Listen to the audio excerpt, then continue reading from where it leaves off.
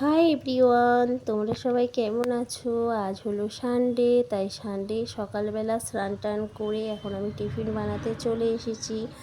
কড়াইয়ে দেখো সর্ষের তেল দিয়ে দিলাম। আজকে কি বানাচ্ছি বলো তো? আজকে বানাচ্ছি আলু ভাজা। এই আলু ভাজাটা দিয়ে কিন্তু কোনো রুটি বা পরোটা এইসব কিছু খাবো না, আমরা খাবো মুড়ি। আলু ভাজা আর মুড়ি খেতে খুব ভালো লাগে আমার আর আমার বড় মেয়ে।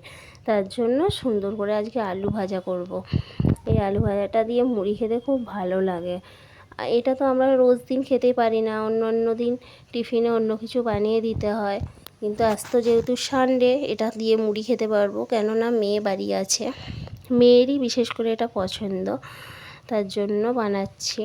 আর রাত্রির দিকে হয় সেটা হয় রুটি দিয়ে খাওয়া, সেই জন্য মুড়ি দিয়ে তো খাওয়া হয় না, তাই আজকে ভাবলাম মুড়ি দিয়ে আলু ভাজাই খাই। আলু ভাজাটা বসিয়ে দিয়ে চলে এসেছি ঠাকুর ঘরে। ঠাকুর ঘরে এসে ফার্স্টে আগে চন্দন ঘষে নিচ্ছি। চন্দনটা ঘষে ফুলের মধ্যে দিয়ে দিলাম। দিয়ে এবার আমি আমার মাধব আর গিরিরাজকে স্নান করাবো। মাধব আর গিরিরাজকে স্নান করানোর জন্য দেখো আমি এটা ঘি মাখিয়ে নিচ্ছি। ঘি মাখিয়ে গঙ্গা জল, তুলসী পাতা আর ফুল এগুলো দিয়ে আমি স্নান করিয়ে দেব আমার মাধব আর আমার গিরিরাজ সোনাকে। স্নান টান করিয়ে সুন্দর করে গামছা দিয়ে মুছিয়ে দেব। আমার গোপাল সোনাদের দেখো ছোট্ট একটা গামছা আছে, সেই গামছাটা দিয়ে আমি মুছিয়ে দিচ্ছি। ফার্স্টে দেখো আমি আবার মাধবকে মোছালাম, ওটা হচ্ছে আমার মাধব আর এটা হচ্ছে আমার গিরিরাজ। মাধব হচ্ছে বড় আর গিরিরাজ হচ্ছে ছোট। তারপর ওদেরকে স্নান করিয়ে সুন্দর ড্রেস পরিয়ে দিয়েছি।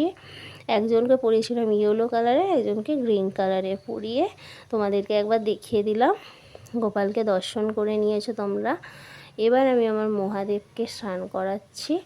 আর মহাদেবকে স্নান টান করিয়ে তারা মায়ের চরণ ধুয়ে দেবো। তারপর এইটা একটা আছে নারায়ণী বলি আমরা, এনাকেও স্নান করিয়ে মুছিয়ে বসিয়ে দিয়েছি।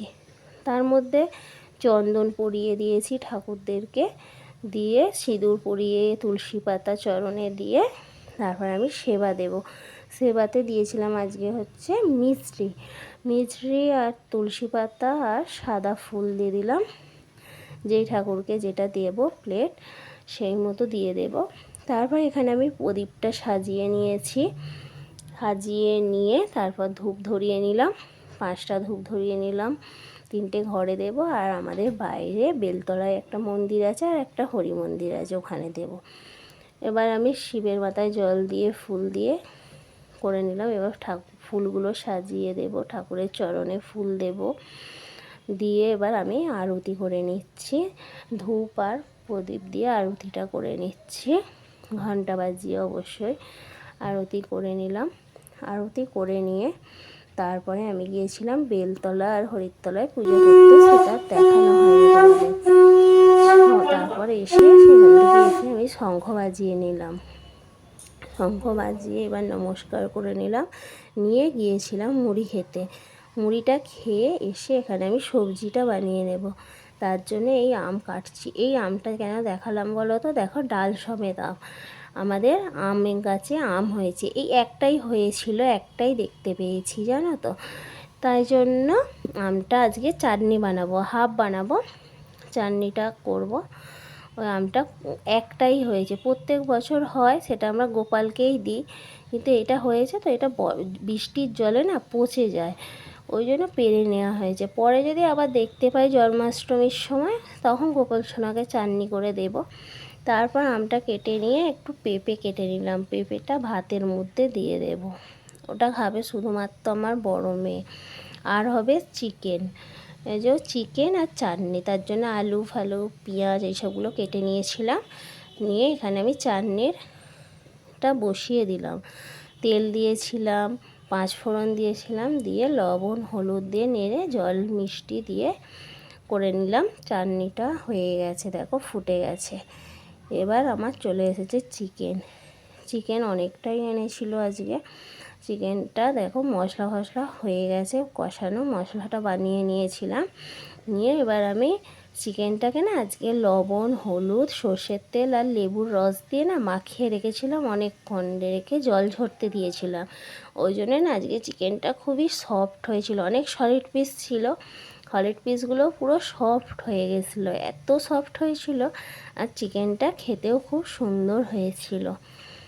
চিকেনটা এই দেখো কষানো হয়ে গেছে। এবার আমি মিট মশলা দিয়ে দেব, দিয়ে আরও কিছুটা কষিয়ে নেব, নিয়ে কিছুটা কষা তুলে নেব।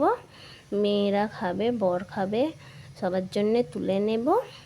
নিয়ে তারপরে এর মধ্যে আলুগুলো দিয়ে দেব। এখন আমি চাপা দিয়ে দিয়ে কষাবো অনেকক্ষণে।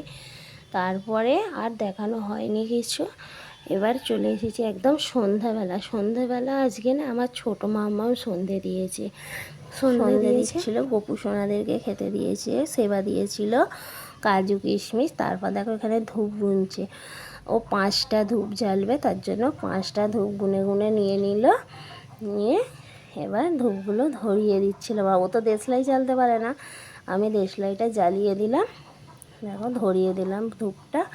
ও এবার ধূপগুলো ঠাকুরকে সুন্দর করে আরতি করে দেবে। আমার মাম্মাম না পূজা করতে খুবই ভালোবাসে। এবার দেখো কি সুন্দর ও ধূপগুলো দিয়ে আরতি করবে, ঘন্টা বাজিয়ে বাজিয়ে। গপু সোনাদেরকে, মা লক্ষ্মী, লোকনাথ বাবা, তারা মা সবাই আছে, সবাইকে করবে।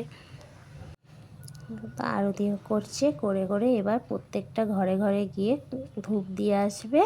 তারপর বাইরেও বেলতলায় এতে হরি মন্দিরে ধূপ দিয়ে আসবে। দেখো আমাদের গপু সোনাগুলোকে দেখিয়ে দিলাম, মাধব আর গিরিরাজ। তারপর আমার ঠাকুরের কে কে আছে সিংহাসনে সবাইকে তোমাদের দেখিয়ে দিলাম। এই যে গপু